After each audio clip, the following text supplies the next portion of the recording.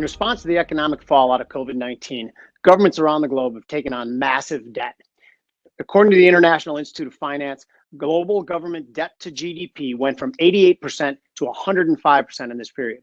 Eric Norland, now that we're 18 months into it, do we expect a change of heart from governments? Are they still going to be borrowing? Are they still going to be spending at the same levels they have been? I really don't think they are going to be spending at those same levels. Now that so much of the population is vaccinated, I think a lot of the government support programs are going to begin winding down in the United States and in Europe and in other countries.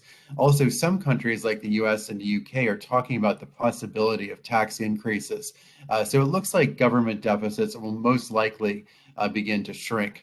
Dan Deming, before the pandemic hit, central banks around the globe, particularly our central bank, were almost begging for inflation. It seemed like they wanted it so badly. Now they seem to have it. Is it a be careful what you wish for thing? Now that it's out of the bag, can they control it? That's going to be a challenge, Jimmy. Number one, supply chain issues continue to be a challenge, and I think that's driving up the inflation front. And that's something that just on the dynamics alone within the just-in-time delivery systems that we've basically seen from a global perspective over the last 20 or 30 years is creating inventory draws, and it's a challenge within the supply chain system where we're seeing prices being pushed higher. So that's one area I think that needs to be addressed. Couple that with, as Eric just pointed out, government spending, but there's still quite a bit of government spending in the system that wasn't there before the pandemic. So I think that's another factor that the Fed didn't necessarily anticipate when we're seeing some of these inflationary pressures in the market. Eric, the Fed is purchasing $120 billion of bonds per month. This is against the backdrop of record job openings, soaring home prices. Is this appropriate? Are they going to taper soon? What will the fallout be from taper? I think that the Fed is seriously considering the possibility of tapering and might even announce something as soon as November. If you go back to 2013, the last time that they announced the tapering, at that time, the 10-year yield rose from around 1.4% to north of 3% by the end of that year. It was a huge bear market in bonds. This time, however, with all the discussion about the possibility of tapering, you haven't really seen very much reaction from the bond curves.